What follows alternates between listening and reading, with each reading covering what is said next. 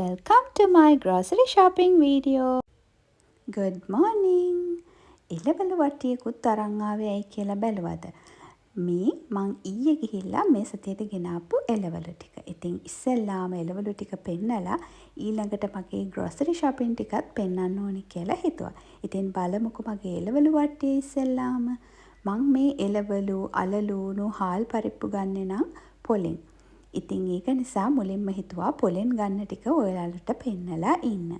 ඉතින් මේ ටික තමයි මම මේ සතියට ගෙනාපු එළවලු ටික.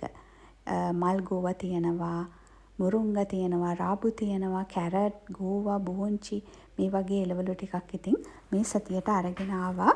ඉතින් පොඩ්ඩක් වෙනස් විදිහටත් කන්න එපයි. හැමදාම එකම දේ කන්නත් බැහැනේ. ඊළඟට මං ගෙනාවා නයි මිරිස් ටිකක්. ඔයගොල්ලෝ දන්නවා අපි උයන කරීස් වලට නයි මිරිස් වගේ දේවල් දැම්මහම හරි සුවඳක් එනවා. ඉතින් ඒක නිසා මම නයි මිරිස් ටිකක් දැක්කොත් අනිවාර්යයෙන්ම අරගෙන එනවා. මං ආසයි ඒ සුවඳට. ඉතින් ඊට අමතරව ඉඟුරු ටිකකුත් ගත්තා. මොකද මස් මාළු හදනවා නම් අනිවාර්යයෙන්ම ඉඟුරු සුදු ලුණු ඕන වෙනවනේ. ඉතින් ඒක නිසා ඉඟුරු ටිකකුත් අරගෙන ආවා. ඊළඟට මම ගන්නෙ අල ලූණු සුදු ලූණු. මේ ටිකත් මම හොඳට තෝරලා බලලා තමයි ගන්නෙ. මොකද මම සති දෙකකට වගේ ඇති වෙන්න තමයි මේ දේවල් එකවර ගන්නෙ. ඉතින් මම මාකට් එකේ එකම තැනකින් තමයි හැමදාම මේ දේවල් ගන්නෙ. ඒක නිසා මට හොඳට තෝරලා බලලා මේ දේවල් ගන්න පුළුවන්. මොකද වැඩි දවසක් තියාගන්නත් ඕනේ. හොඳ තත්වෙන් තියාගන්නත් ඕනේ. ඉතින් වැස්ස කාලෙට එහෙම ඒවා තෙමිලා තිබුණොත් එහෙම ඉක්මනට නරක් වෙනවා. එතකොට කාලෙයි මුදලුයි දෙකම අපරාධනේ. ඒක නිසා මේ වගේ හොඳට වියලි තත්වෙන් තියෙන ඒවා බලලා තමයි මම නම් ගන්නෙ. ඉතින් ඔයාලත් ටිකක් කල් තියාගන්න මේ දේවල් ගන්නවා නම් සතියක් හෝ දෙකක් තියාගන්න ගන්නවා නම් හොඳට බලලා ගන්න. නැත්නම් අපරාධේ අපි වියදම් කරන මුදල.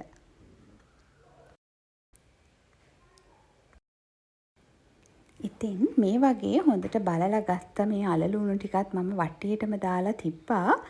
හේතුව මොකද මේ ඊයේ මට මේ ටික අස් කරගන්න වෙලා තිබුණේ නැහැ. ඉතින් වට්ටිය දාලා තිබ්බා. දැන් උදේට අස් කරගන්න ඕනේ කියලා හිතලා. ඊළඟට මේ හාල් මේක තමයි අපි පාවිච්චි කරන්නේ කීරි කැකුළු එක. ඊළඟට පරිප්පු. ඉතින් ওই ටික තමයි මාකට් එකෙන් ගන්නෙ. ඊළඟට මම පෙන්නන්නම් මම සුපර් මාකට් එකෙන් ගන්න grocery items.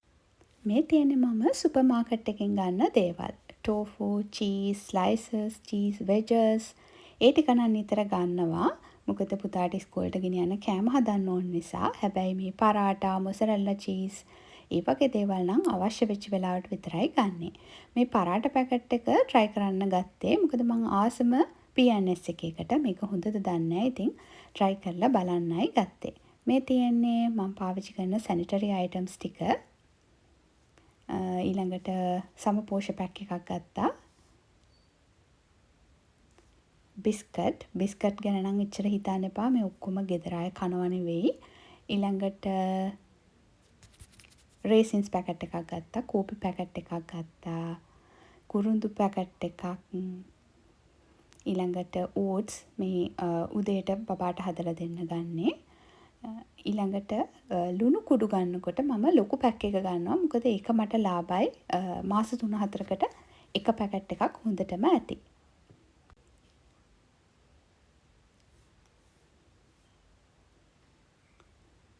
ඉතින් මේ තියෙන්නේ සමහන් එකක්. ඊළඟට මයොනීස් එකක්. මේ තියෙන්නේ ජැග්‍රෝ එකේ ස්ට්‍රෝබෙරි ජෑම් එක. මං වැඩියෙන්ම කැමති මේකට. මේක මෙලන් ෆ්ලේවර්ඩ් නෙමෙයි ඔරිජිනල් ස්ට්‍රෝබෙරි ජෑම් එක. මේ මාස් එකේ මිරිස් 3-5 වලට තමයි මම නම් කැමති. නැති වුණොත් ඉතින් සේර හරි විජය හරි ගන්නවා. ඒ දෙකත් වරදක් නෑ. සේර නම් මං හැබැයි පාවිච්චි කරලා නෑ ලොකුවට. කව්පි පැකට් එකක් ගත්තා. කව්පි කඩල මාසෙකට එක වර්ගයක් තමයි ගන්නෙ. ඊළඟට පපඩම් පැකට් එකක්. දෙවනි බැත එකක්. සූදුරු හාල් එක. මේක ගන්නෙ මම කිරිබත් හදන්න, ෆ්‍රයිඩ් රයිස් හදන්න. මේ හාල් එක ඇත්තටම හරි රසයි වගේම හරි චූටි ඇට තියෙන්නේ. ඉතින් ඒක නිසා මම මේ පැක් එකක් නම් අනිවාර්යෙන් ගන්නවා. ඊළඟට ගෙදරට අවශ්‍ය සීනි. සීනි කිලෝ 2ක් හෝ 3ක් අවශ්‍ය වෙනවා. ඉතින් ඒ අවශ්‍ය ප්‍රමාණය තමයි ගේන්නේ. ඊළඟට ඕන වෙනවනේ ඉතින් අපි හැමෝටම රෙදි හොදන්න කරන්න අවශ්‍ය දේවල්. ඉතින් මට මේ පාර හම්බුණා මැටික් එකේ ඔෆර් එකක්. ඉතින් ඒක නිසා Surf Excel Matic එකකින් මම washing liquid එක ගත්තා. ඊළඟට hand wash ගන්නවා Dettol එකේ. bathroom clean එක ඉවර වෙලා තිබුණා. ඒක නිසා bathroom clean එකකුත් ගත්තා. fabric conditioner එකක් ගත්තා. මම daily fabric conditioner use කරන කෙනෙක් නෙමෙයි. වැස්ස කාලෙට ඇඳුම් වල අමුතු ස්මෙල් එකක් එන නිසා දාන්න තමයි ගත්තේ. අබේවල කිරි එකක් ගත්තා. බිත්තර පැක්ස් දෙකක් ගත්තා. මොකද බිත්තර නම් ඕන වෙනවා උදේට කෑම හදන්න. එතකොට මෆින්ස් කේක් වගේ දේවල් හදන්න බිත්තර ඕන වෙනවනේ ඉතින්. ඒක නිසා බිත්තර නම් නිතරම ගන්නනවා. මේ තියෙන බටර් මම අබේවල පැල්වත්ත හයිලන්ඩ් ඒවා තමයි පාවිච්චි කරන්නේ. බටර් ගැන කියපු නිසා පොඩි දෙයක් කියන්නම්. ඔයගොල්ලෝ බටර් ඩිෂ් එකක් මේ වගේ එයාර් ටයිට් බටර් ඩිෂ් එකක් නැතත් එයාර් ටයිට් ග්ලාස් කන්ටේනර් එක දාලා බටර් ෆ්‍රිජ් එකට දාන්න. මොකද බටර් වලට අනිත් ද්‍රව්‍යවල ගඳ සුවඳ උරා ගැනීමේ හැකියාව වැඩි. ඉතින් ඒක වළක්ව ගන්න ඕගොල්ලෝ එයාර් ටයිට් කන්ටේනර් එක බටර් ෆ්‍රිජ් එකට දාන්න. මේ චීස් ස්ලයිසස් දාන්න මම ටෙමු එකකින් බොක්ස් එකක් ඕඩර් කරා. ඒක මේ චීස් ස්ලයිසස් වල ප්‍රමාණයටමයි තියෙන්නේ. බලන්නකෝ ඕගොල්ලෝ. මේ බලන්න ඒක ඒ ප්‍රමාණයටමයි තියෙන්නේ. ඉතින් අර පැකට් තියනවට වැඩිය හරිම ලස්සනයි. ෆ්‍රිජ් එකත් හොඳට ඕගනයිස් වෙනවා. ඉතින් ඒක නිසා මම මේ බොක්ස් එක ඕඩර් කරලා ගෙන්න ගත්තා. මේක ලොකු ගාණක් උන්නේ නැහැ. රුපියල් 400 ගාණක් හරි 500 ගාණක් හරි වගේ තමයි උනේ. අනිත් දේ මම මේ ග්‍රොසරි shopping ගිහින් ආව ගමන් ඔක්කොම පැකට් වර්ග එකවරම ඉවත් කරනවා. අදාළ බෝතල් වලට සහ බාස්කට්ස් වලට ඒවා දාලා ඉවර වුණාම මොකද එතකොට මට එකවරම කුණු ට්‍රැක්ටරේට මේ පොලිතීන් ටික දෙන්න පුළුවන්. ගේ හැඩි වෙන්නෙත් නෑ. ඔක්කොම ලස්සනට තියාගන්නත් පුළුවන්. ඒක නිසා මම එකවරම මේ පැකට්ස් වගේ දේවල් ඉවත් කරනවා. මේ තියෙන්නේ මම පාවිච්චි කරන පොල් තෙල් එක සිලෝනිස් එකේ. ඒක ඇත්තටම කවලම් නැති හොඳ පොල් තෙල් එකක්. ඉතින් ඔයගලන්ටත් කොහෙන් හරි හම්බුනොත් try කරලා බලන්න.